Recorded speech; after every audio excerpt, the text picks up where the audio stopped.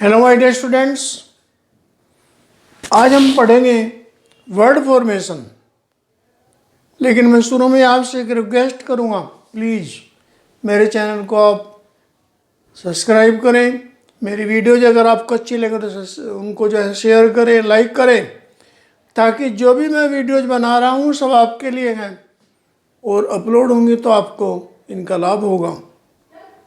और मैं ये भी बताना चाहता हूँ, और आपको पता भी है कि चाहे आप IAS PCS किसी भी बड़े एग्ज़ाम या किसी भी छोटे एग्ज़ाम की आप प्रिपरेशन कर रहे हो, सभी सब्जेक्ट की आपको नॉलेज बढ़िया होती है, लेकिन डीप नॉलेज नहीं होती इंग्लिश की।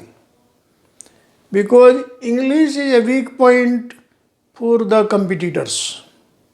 जब एग्ज़ाम देते हैं, आप एंट्रेंस देते हैं, तो इंग्लिश लैंग्वेज की आपके सामने प्रॉब्लम आती है आंसर करने में। तो इसलिए मैं आपसे यही कहता हूँ कि आप इंग्लिश को डीपली करें, लेकिन have cool mind always. Tension ना लें किसी भी सब्जेक्ट में, किसी भी एग्जाम के लिए टेंशन इज़ वेरी डेंजरस। और टेंशन शरीर में पता नहीं क्या क्या बीमारी ला देती है। ये मैं आपको सलाह दूंगा कि आपका जीवन अच्छा और स्वस्थ रहने के लिए ज़रूरी है कि without tension we should prepare everything. तो यहाँ पर मैं बताऊँगा word formation. What is word formation? क्योंकि जब हम इंग्लिश लैंग्वेज को जानना चाहते हैं तो हमारी ग्रामर, हमारी ट्रांसलेशन बड़ी अच्छी होनी चाहिए, ताकि आगे फिर कुछ भी आप तैयारी करें तो बड़ा इंटरेस्ट भी आपको आएगा जब नॉलेज आपको होगी ग्रामर की, ट्रांसलेशन की, लैंग्वेज की, और बड़ा अच्छे आप मार्क्स भी लाएंगे। Because English is international language. जो भी हायर स्टडीज है, सभी एग्जाम्स में, सभी एंट्रेंस में, और वैसे भी नेशनल और इंटरनेशनल लेवल तक भी हमको इंग्लिश की बराबर ज़रूरत पड़ती है।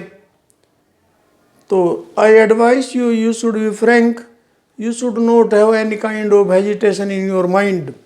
यानी दिमाग में किसी भी तरह का हिचकिचाहट न रखें, स्पीकिंग में भी और रिप्लाई करने में भी, और कहीं एंट्रेंस हो तो आंसर देने में भी। और उसके लिए बस सबसे महत्वपूर्ण बात यही है कि you should have cool mind always. I advise you always to be cool.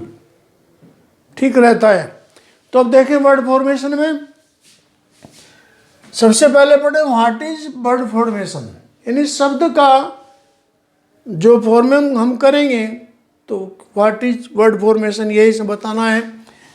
Simple सार्थक वर्ड, यानी कुछ वर्ड्स ऐसे होते हैं जिनको हम चेंज नहीं कर सकते, जैसे एंड, इफ, कैन, द। बाकी और शब्द भी हैं, लेकिन यहाँ पर मैं केवल एग्जाम्पल समझा रहा हूँ कि वर्ड फॉर्मेशन किस शब्दों की हो सकती है, किन की नहीं हो सकती, और वर्ड फॉर्मेशन में कितने हमारे पास पॉइंट्स हैं जिससे हम वर्ड फॉर्मेशन कर सकते हैं। Word formation, the word which can be form in other meaning. यानी वो शब्द जिसको हम फॉर्म करें, उसका नया शब्द जब बनाएं तो उसका मीनिंग डिफरेंट होना चाहिए। तो that is called word formation. अब यहाँ पर देखें, फ्रेंड एग्जाम्पल में लिया हमने, तो फ्रेंड के बाद में हमने कुछ लेटर्स, कुछ स्पेलिंग जोड़ी, तो फ्रेंडशिप हो गया। इसी तरह से प्लेस, PLACE, प्लेस के बाद भी कुछ हमने लेटर्स यानी स्पेलिंग जोड़ी, तो प्लेसमेंट हो गया। अब हम आगे बढ़े। फर्स्ट पॉइंट है प्रीफिक्सेशन, उपवर्गीकरण। यानी यहाँ पर क्या होगा, जो भी हमारा वर्ड है उसके शुरू में जो हम लेटर्स जोड़ेंगे, जो स्पेलिंग जोड़ेंगे, that will be called prefix. अब प्रीफिक्स में क्या है, लेटर्स प्लस वर्ड, यानी स्पेलिंग्स जोड़ेंगे, फिर नया शब्द सबसे पहले लगाएंगे, यानी नया शब्द बन जाएगा। जैसे एबिल, ABLE, तो UNABLE, यानी UN हमने शुरू में जोड़ दी स्पेलिंग्स, प्रॉपर, इम्प्रॉपर, तो प्रॉपर से पहले हमने आई एम जोड़ दिया, तो नया वर्ड फॉर्मेशन हो गया। आपने देखा यहाँ पर एग्जाम्पल में कि वर्ड का मीनिंग भी चेंज हो गया और वर्ड नया ही बन गया। लेकिन बना कैसे? वर्ड के शुरू में कुछ लेटर्स जोड़कर, कुछ स्पेलिंग्स जोड़कर।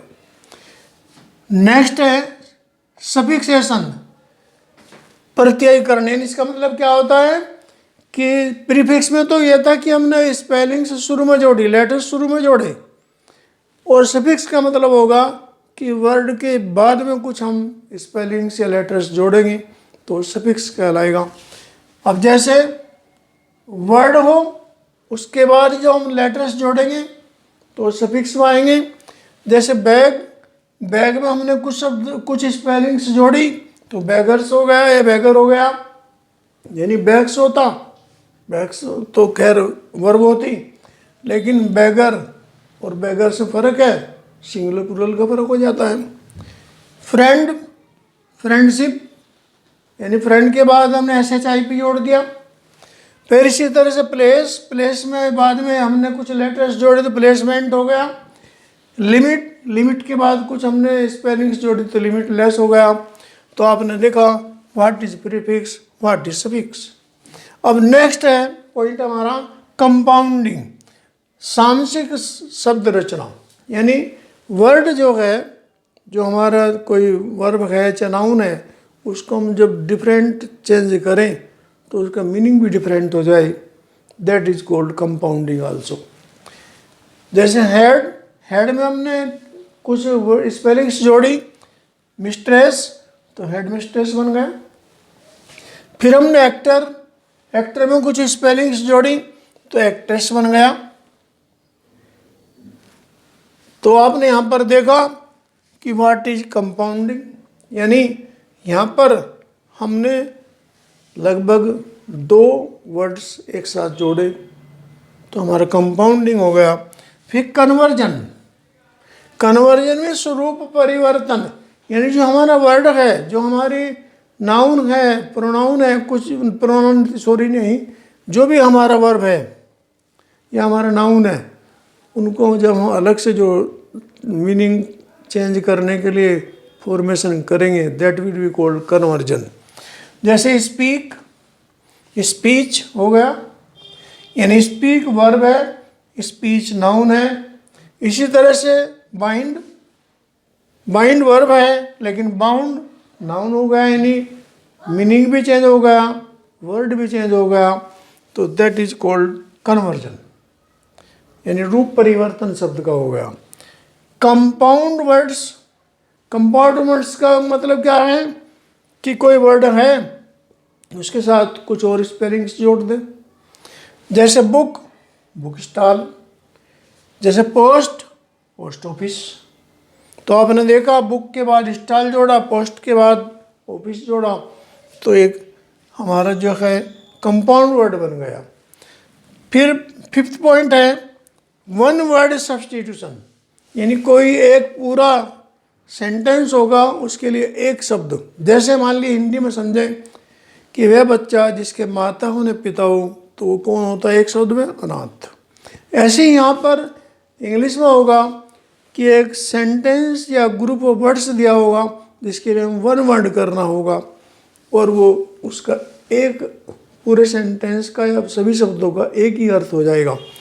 जैसे यहाँ पर हमने कहा फिट टू बी ईट, तो इसका क्या बना? एडिबल, एक वर्ड बन गया, that is called word formation. अब नेक्स्ट 6th पॉइंट है सिनोनिम्स। सिनोनिम्स होता है पर्यायवाची। पर्यायवाची में क्या करना है? जैसे हिंदी में हम कहते हैं कमल, कमल का पर्यायवाची क्या होगा? पंकज या नीरज, इस तरह के नाम होते हैं। यहाँ पर इंग्लिश में भी सिनोनिम्स होते हैं इसी तरह से, पर्यायवाची कह देंगे जिनको। कॉन्फेस, एडमिट हो गया, यानी जो मीनिंग हमारा कॉन्फेस का वह मीनिंग हमारा एडमिट का है। फेथ, बिलीफ हो गया। नेक्स्ट होगा एंटोनिम्स। विलोम ऑपोजिट, केयर नेगलेक्ट हो गया, और ऑपोजिट में शुरू में कुछ वर्ड भी जोड़ते हैं, जैसे नोन का अननोन, यानी विलोम शब्द है, विरोधी भाषा इसको हम बोलेंगे, विरोधी वर्ड्स। अब 8th पॉइंट आए होमोफोन्स, समान अर्थक।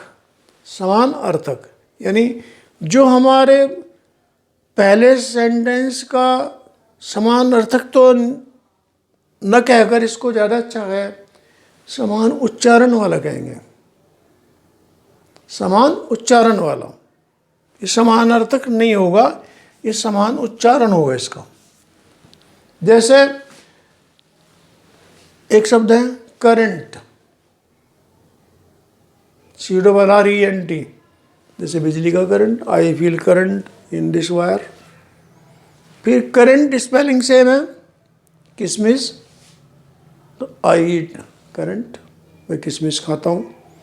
यहाँ पर भी देखें आप, बर्थ, इसका मतलब जन्म, फिर BERTH बर्थ, बर्थ में सीट, जैसे रेल में होती है, ट्रेन में होती है। फिर आगे देखो ब्लू, नीला, लेकिन ब्लू BLEW, हवा में उड़ना।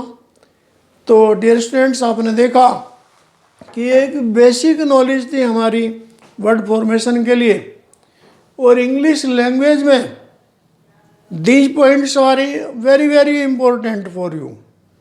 क्योंकि मैं फिर बार बार एक ही बात कहता हूँ, you should be a student always, because I am a teacher and I feel I am a student for ever.